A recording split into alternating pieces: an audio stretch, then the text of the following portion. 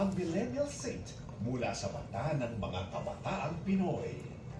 Kung ano yung ginagawa ng mga kabataan ngayon, na-experience din po ni Carlo Acutis yun.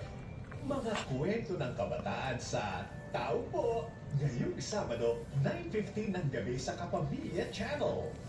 No one's immune to hairfall.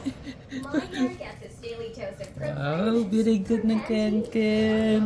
Ubos yung patatas. Oh. May natira pa ka. Yan o. Kunti na lang. 2 piso pa yan. Yan kunin mo. Sige na. O, to. Batang-bata ka pa at marami ka pang kayang-kayang malaman sa mundo. Ah, ito. Oh. Ito. Oo, sige na. Yan o, sayang o. Oo. Pinagpawisan pa yan ni Daddy. Ang pinagpawisan.